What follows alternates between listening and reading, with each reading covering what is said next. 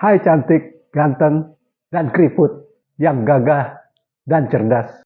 Salam sehat sampai 130 tahun dan matinya masuk surga.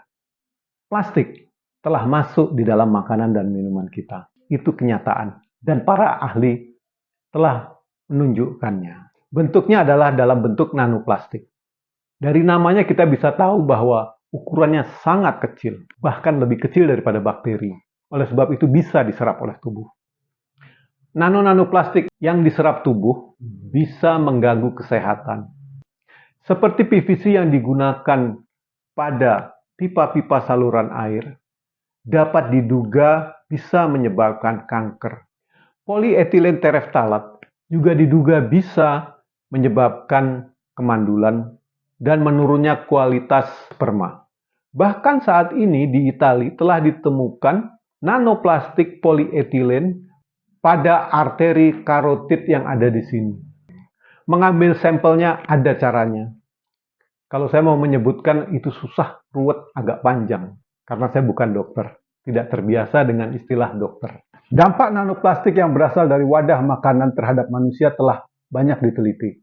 Pada eksperimen di laboratorium mengenai dampak nanoplastik terhadap tubuh manusia, menunjukkan pada konsentrasi 1000 nanogram per liter, bisa mematikan 77% dari sel ginjal embrio manusia HEK 295T dalam waktu hanya 2-3 hari saja. Kalau kita punya problem plastik dan hanya komplain saja, itu bukan tujuan video ini. Channel ini akan memberikan edukasi dan solusi bagi pendengarnya dan subscribernya.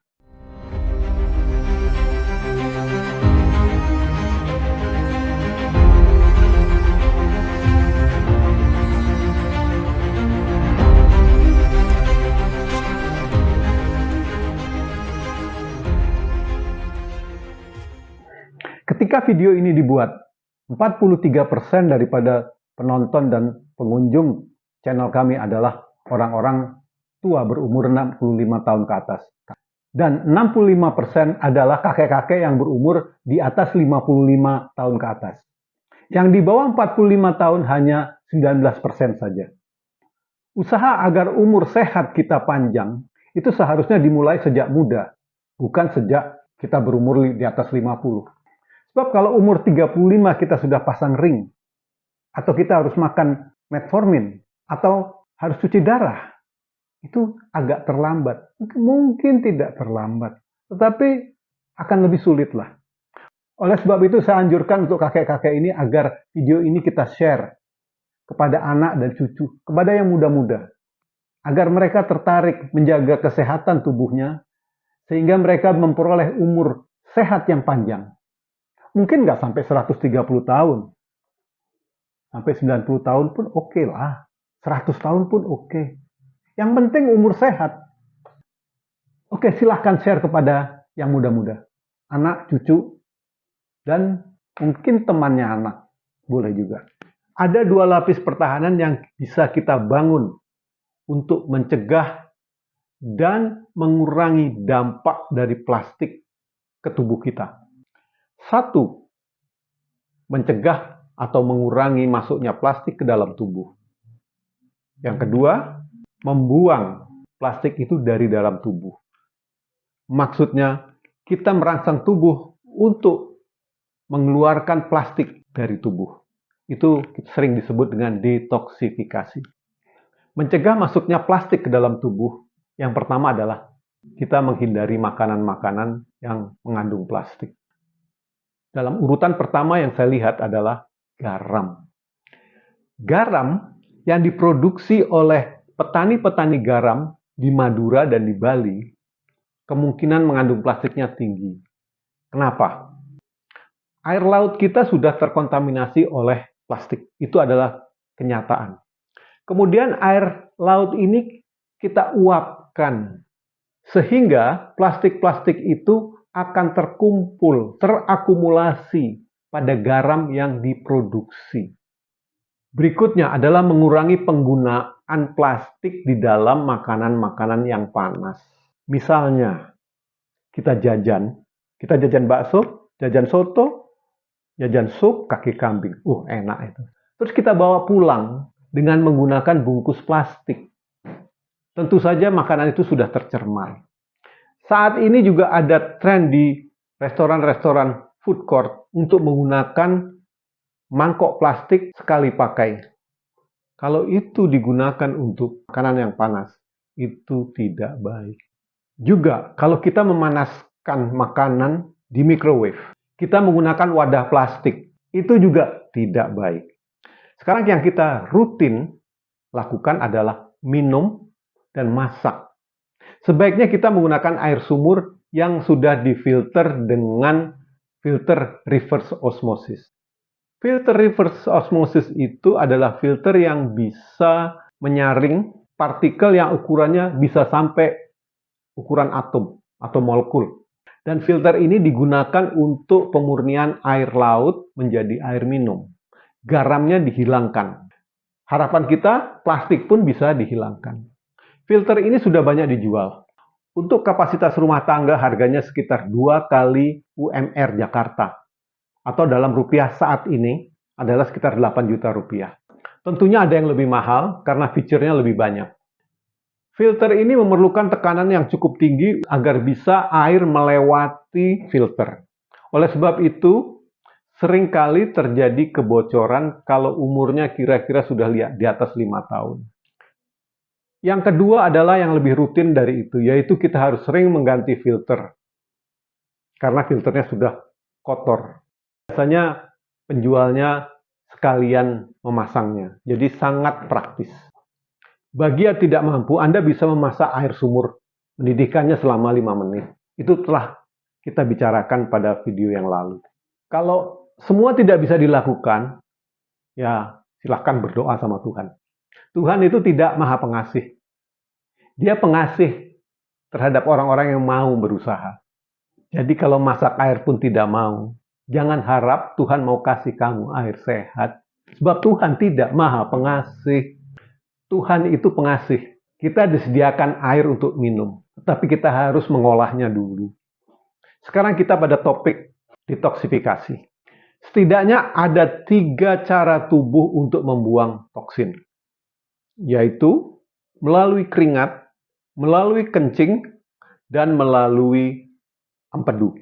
Ada sebuah studi yang diterbitkan di majalah The Scientific World of Journal tahun 2012 menunjukkan bahwa pada keringat orang-orang yang terpapar ptalat, yaitu salah satu komponen daripada plastik yang sering digunakan, kandungan senyawa-senyawa ptalatnya 2 kali lebih banyak, bahkan lebih daripada kandungan yang ada di air seni atau di air kencing. Intinya, keringat itu lebih efektif dalam detoksifikasi dibandingkan kencing. Dengan kita menstimulasi keluarnya keringat, maka sebagian daripada toksin itu bisa dikeluarkan. Misalnya kita berolahraga sampai berkeringat. Atau sauna. Atau kalau pelit dan punya mobil, pelit tapi punya mobil, tutup semua jendela mobil dan kita mengendarai mobil di terik yang panas tanpa AC. Kita akan berkeringat banyak. Itu buat orang-orang yang punya mobil tapi pelit. Nggak mau keluar duit untuk pergi sauna. Sedangkan orang-orang yang nggak pelit, pergi ke gym. Olahraga dulu, setelah olahraga berkeringat, masuk ke sauna, makin berkeringat lagi. Tapi jangan lupa, kalau kita melakukan sauna, sebaiknya kita minum elektrolit. Supaya tidak terjadi dehidrasi. Kalau mau dicurigai sama istri juga boleh, pergi ke steam bath. Saya nggak tahu masih ada atau tidak saat ini, tapi yang dulu dikenal dengan nama panti pijat dan steam bath. Saya tidak tahu apakah sekarang masih ada atau tidak, tetapi itu pada waktu saya muda ada. Banyak di sekitar Jalan Blora, Jakarta. Itu ada kalanya berbau-bau sedikit mesum katanya, saya juga tidak tahu. Tapi anyway, kalau masih ada silahkan supaya ya bikin bini cemburu dikit atau bikin suami cemburu. Suami cemburu. Saya tidak akan membicarakan masalah pembuangan lewat air kencing karena itu lebih natural. Kita setiap hari kencing, no problem. Itu terjadi sendirinya. Oleh sebab itu saya lebih cenderung untuk memanfaatkan saluran empedu sebagai fokus kita hari ini. Cairan empedu adalah cairan yang dihasilkan oleh liver, disimpan di dalam kantung empedu, dan kemudian dikeluarkan ketika kita makan. Setiap harinya produksi cairan empedu itu katanya bisa sampai 1 liter, cukup banyak. Jadi nggak kalah banyaknya dengan air pipis. Jadi kalau kita memfokuskan pada detoksifikasi lewat cairan empedu itu cukup efektif. Cairan empedu itu adalah cairan yang berwarna hijau yang keluar dari kantung empedu. 97% terdiri daripada air. Selebihnya itu zat-zat lain. Warna hijau itu terbentuk karena adanya bilirubin di situ. Toksin-toksin juga ada di situ, kolesterol juga ada di situ, lemak juga ada di situ. Cairan itu keluar ke usus 12 jari, masuk ke dalam saluran pencernaan, airnya nantinya akan diserap, tetapi toksin-toksinnya mungkin akan keluar bersama tinja. Nah, sekarang isunya adalah bagaimana cara merangsang empedu ini agar mengeluarkan cairannya. Setidaknya dia lancar keluarnya, tidak terhambat. Pada orang-orang yang punya masalah keluarnya cairan empedu, biasanya tinjanya berwarna pucat. Karena yang memberi warna tinja coklat-coklat itu adalah empedu. Ada beberapa makanan yang bisa memperlancar aliran cairan empedu, terutama dari keluarga carnivorous, seperti pokcoy, sawi, caisip, brokoli, dan sejenisnya. Juga jeruk dan sitrus, jeruk nipis, jeruk limau, jeruk bali, itu juga bisa memperlancar keluarnya cairan empedu. Tapi yang paling mantap apa? Kunyit atau temulawak. Mantap itu. Apalagi temulawak. Kalau Anda mengkonsumsi temulawak, setelah itu nafsu makan Anda besar. Karena temulawak memperbaiki pencernaan. Salah satu dampaknya adalah memperlancar keluarnya cairan empedu. Kurkumin yang ada di temulawak dan kunyit itu merangsang pembentukan kolekinase. Dan kolekinase inilah yang membuat kontraksi kantong empedu, sehingga terpompa cairan empedu keluar, masuk ke usus 12 jari. Saya sendiri sudah lama mengkonsumsi ekstrak kunyit atau kurkumin untuk anti penuaan dan juga untuk anti rematik, anti peradangan. Itu sangat manjur. Itu khasiat lain daripada kunyit dan kurkumin. Itu nanti akan kita bahas di lain waktu lah, kalau ada kesempatan. Uji klinis dampak kurkumin terhadap lancarnya aliran empedu itu sudah dilakukan dan itu diterbitkan di Asia Pacific Journal of Clinical Nutrition 2002. Menurut riset ini, dengan jumlah kurkumin atau ekstrak kunyit sedikit saja, yaitu 40 mg, bisa meningkatkan aliran cairan empedu sampai 50%. Dan itu cukup banyak. Sedangkan jumlah kurkumin yang 40 mg itu sangat sedikit. Sebagai pembanding adalah saya bisa setiap hari meminum 300 mg. Jadi 40 mg itu sangat kecil. Dan itu efeknya besar sekali. Sebelum kita akhiri, kita rangkum hal-hal yang penting. 1. Gunakan garam yang berasal dari tambang, seperti garam Himalaya. Bukan garam dari produksi air laut yang diuapkan airnya. Itu telah terkontaminasi banyak nanoplastik. Yang kedua, tidak atau kurangi penggunaan wadah-wadah plastik untuk makanan-makanan yang panas. Termasuk kita memanaskan makanan di dalam wadah plastik di dalam microwave. Ketiga, konsumsi air minum yang sudah difilter dengan filter reverse osmosis. Keempat, olahraga supaya kita bisa berkeringat. Dan juga jangan lupa sauna. Tujuannya adalah untuk mengeluarkan keringat beserta semua kotoran-kotoran yang ada. Yang kelima, perbanyak konsumsi sayuran carnivorous seperti pokcai, caisip, sawi, brokoli, dan sejenisnya. Tujuannya adalah untuk memperlancar aliran cairan empedu. Keenam, jangan lupa kita mengkonsumsi kunyit dan temulawak. Dan sebaiknya itu dikonsumsi bersamaan dengan susu dan lada hitam untuk meningkatkan bioavailability daripada kunyit atau kurkumin tersebut. Sekian dulu dan salam sehat sampai 130 tahun dan matinya masuk surga.